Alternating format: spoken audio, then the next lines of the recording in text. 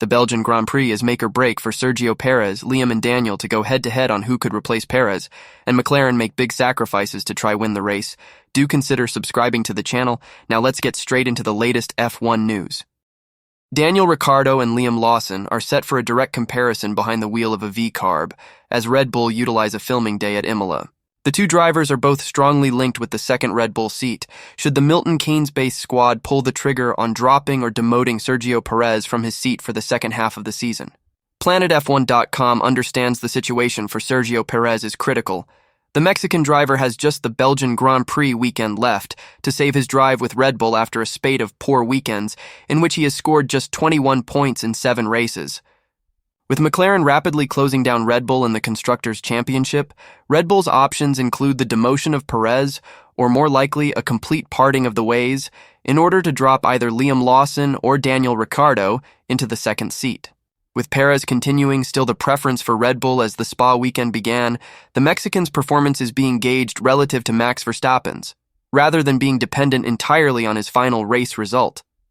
Should Perez fall short, the second option is for a driver replacement, with Red Bull uncertain whether or not to place V-carb driver and proven race winner Daniel Ricciardo in the seat after some years of more questionable results, or give a shot to promising reserve driver Liam Lawson, the Kiwi having impressed during a run as a super sub for the injured Ricciardo last season. PlanetF1.com now understands Red Bull will utilize the final filming day available to its two teams, with V-carb set to host both Lawson and Ricciardo for a day's filming behind the wheel of the current V-carb Izo-1, with an eye to monitoring the potential pace of both. Yuki Tsunoda is also set to take part, although the Japanese driver is not believed to be in contention for a promotion to the senior team. The filming day will take place on Wednesday, July 31st, with the team staying on for a day's running with an older AlphaTauri AT03 on Thursday, August 1st, as permitted under the testing of previous cars, TPC.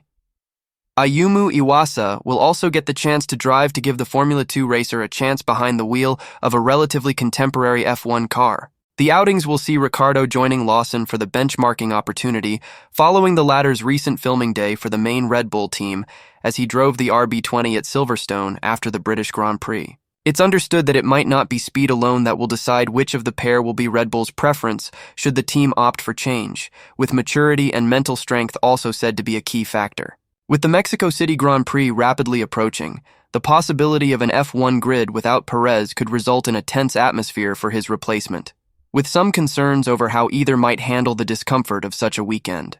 With Lawson understood to be a strong candidate for the burgeoning Audi squad, which is yet to announce the identity of Nico Hülkenberg's future teammate, the Kiwi's contract situation with Red Bull sees him being able to depart later this year should he not get a race seat with one of the two Red Bull teams. And V-carb team boss Laurent Mekies said they are eager to keep Lawson warm and happy as the risk of another team snaffling him away increases.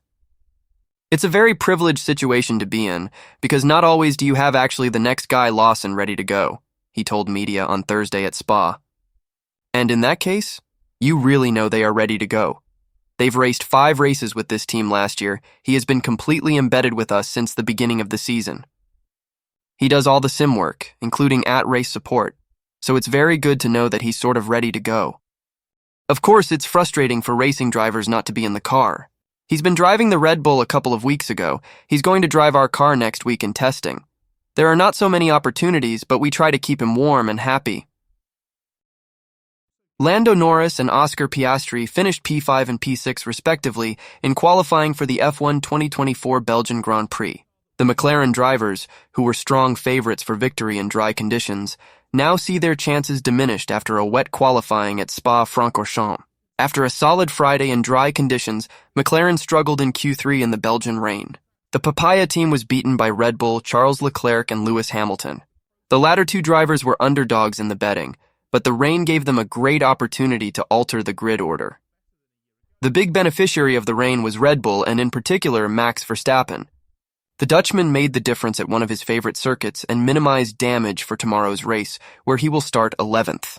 Thanks to saving a set of intermediates in Q1, Max had a big advantage in Q3. Verstappen was able to set a time on an intermediate tire at the first attempt in Q3. Lando Norris and Oscar Piastri, meanwhile, used 2 sets of intermediates in Q1, and so started Q3 on a set of used tires. The track worsened due to more water on the second attempt. Although there was not substantial rain, this prevented many drivers from improving their lap times, especially in Sector 2. Added to this factor was the incredible performance of the RB20 with its aero efficiency on the straights and high-speed corners performance. In fast corners, Max registered the best numbers of the qualifying session. Just in the succession of turns 10-11, Pohon, Verstappen had in his hands 6 km/h more minimum speed than Lando Norris and Oscar Piastri, which is an estimated advantage of 0.4-0.5s just in those 2 corners alone. If we compare the telemetry between Verstappen and Norris, we can see that this was the real point of difference between Red Bull and McLaren. Also at the Les Combes chicane, Verstappen had better traction, which allowed him to gain approximately 0.2 over Norris. In terms of top speed, after testing a low downforce setup yesterday, Max Verstappen reverted to a less aggressive front wing, as did Sergio Perez. Red Bull have found the ideal balance between straight-line speed and cornering performance.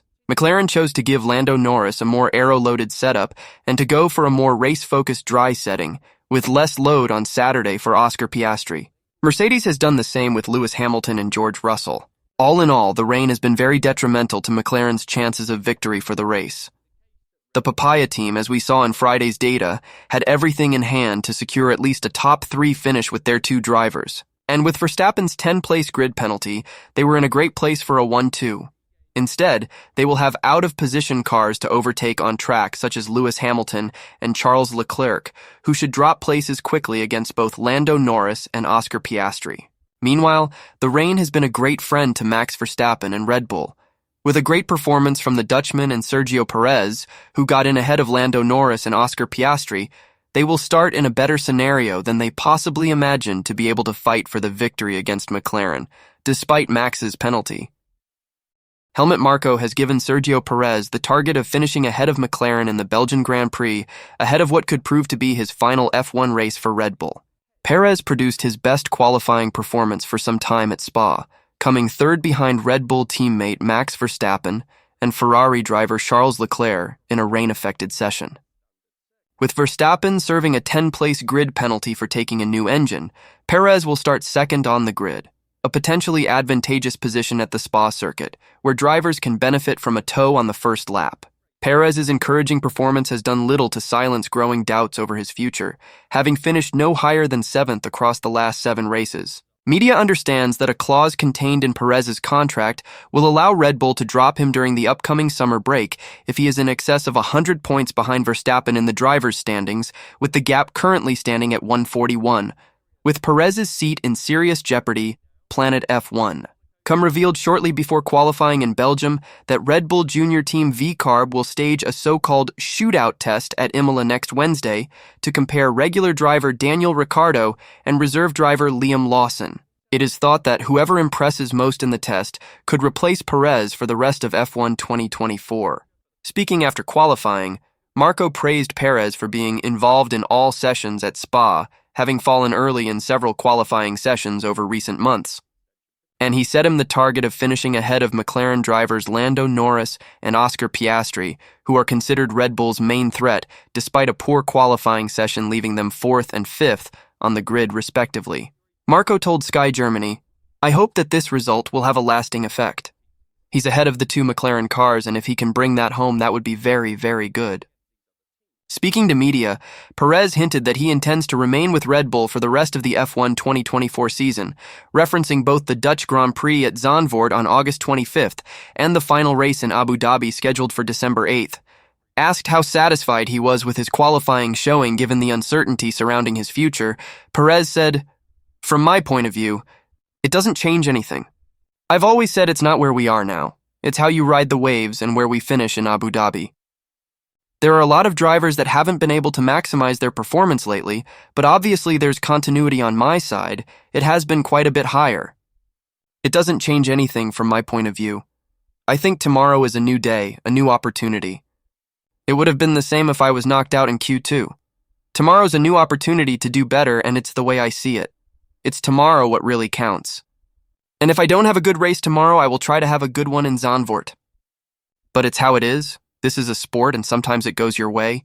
Sometimes you have to fight and nothing goes in your direction, but I think it's just the nature of this sport. A mystified Carlos Sainz is seeking answers after failing to match teammate Charles Leclerc's performance in Belgian Grand Prix qualifying.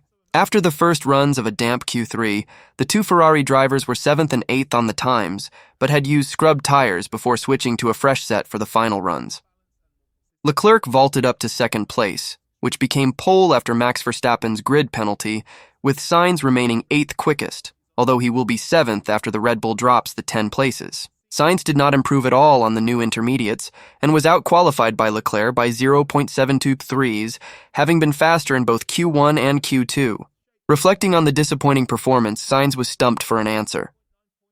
Q3 Run 2 was the lap that counts, Sainz told media, including Racing News 365, of his attempt on the fresh set of intermediates.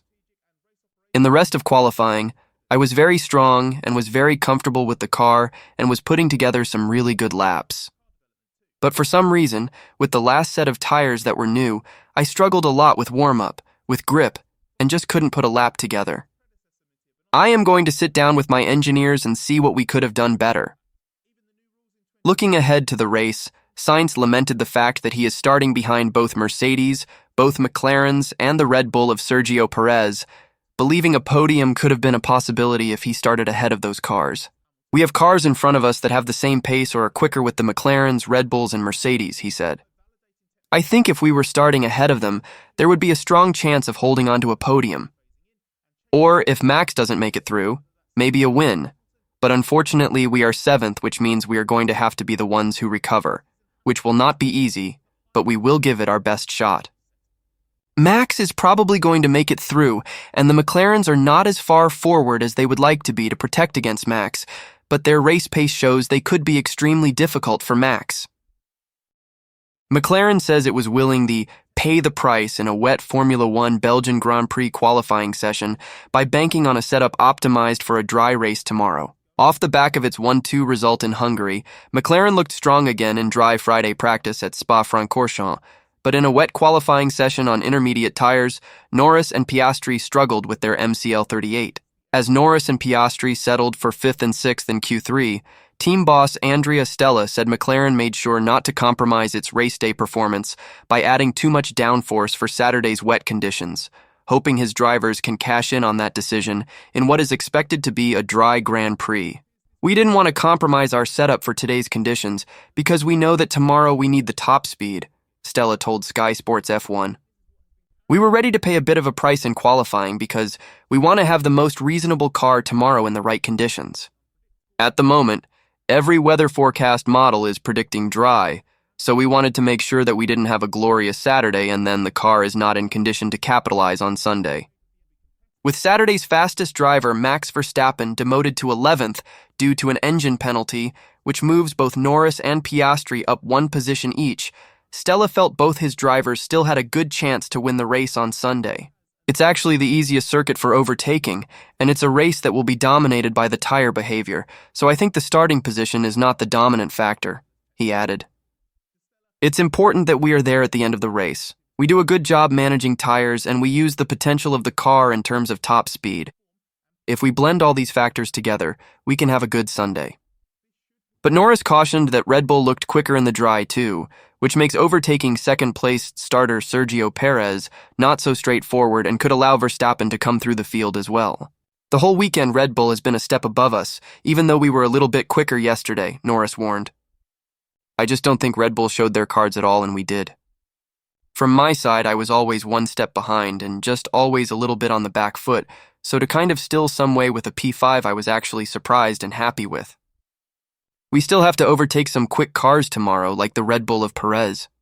The slightly lower downforce that we have potentially hurt just a little bit today, and hopefully pays us back tomorrow. Lewis Hamilton reckons a front-row start would have been on the cards for Formula One's Belgian Grand Prix if he had not been on a tire offset against his rivals. The Briton knew that the wet weather that impacted qualifying offered him and his Mercedes team a better chance of getting nearer the front, with the W15 not appearing well-suited to the Spa-Francorchamps circuit in Friday's dry running. While happy to set the 4th fastest time in Q3, which will become 3rd on the grid thanks to Max Verstappen's penalty, he reckons that more could have been possible. For sure, I definitely can't complain. he said. I think when I looked at my theoretical time, I should have been second. But I think if I had had another tire at the end, I think I could have been. Hamilton says his pace was ultimately dictated by the timing of running new tires, with him claiming that an aborted extra run in Q1 effectively meant he was always on the back foot with his available rubber choice throughout the remainder of the session. I'm always comfortable in these conditions, and I do think we could have been further up if we got timing quite perfect in the last stint, he said. But we needed to get through Q1. We came in a bit late, then when I went back out, I couldn't do a lap because there was traffic into the last corner, so I didn't get to do that lap. That then kind of offsets you through the whole session because I only had one new set at the end. Hamilton was knocked down the order by rivals electing to run late on with a new tire, having capitalized on the track conditions unexpectedly drying.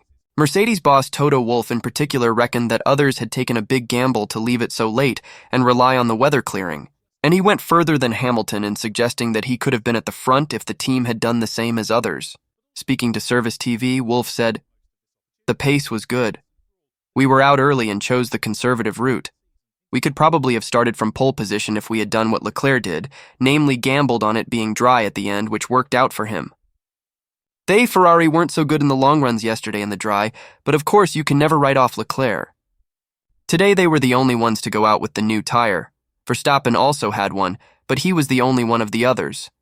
They gambled on a dry finish, and that worked out for them." With Hamilton not convinced Mercedes has the pace potential it has had in recent races, he thinks it will be hard to hold on to his top 3 slot. "I think there's a slight chance we could maybe fight for a podium, but I think it will be really tough," he explained. "We have McLarens behind us, a Red Bull ahead and another quick Red Bull that's going to come through. It's going to be tough. I think the Ferrari is also just there with us in performance." Thanks for watching the video. I'll see you in the next one.